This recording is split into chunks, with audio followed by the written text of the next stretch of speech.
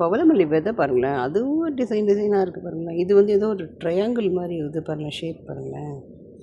இதெல்லாம் சாதாரணமாக இருக்குது. இது என்னன்னு தெரியல. நம்ம ஒரு தொட்டியில் போட்டு பார்ப்போம். முன்னாடி கூட ஒரு வீடியோவில் போட்டிருக்கேன்னு நினைக்கிறேன். அதுதான் அந்த செடி வளர்ந்துருக்கு.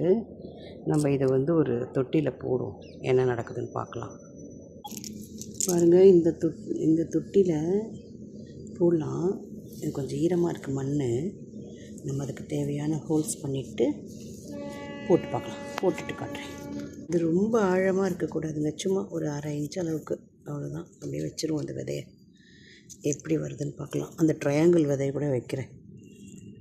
சும்மா லைட்டாக மூடிக்கலாம். இது எப்படி வருது, எத்தனை நாள் ஆகுதுன்னு பார்ப்போம்.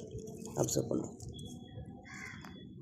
மண் ஈரமாக தான் இருக்குது. ஸோ நம்ம தண்ணி விடல. பார்க்கலாம் எத்தனை நாள் எடுக்குதுன்னு. இன்னைக்கூட பூ பாருங்கள், சூப்பரில். பாய்.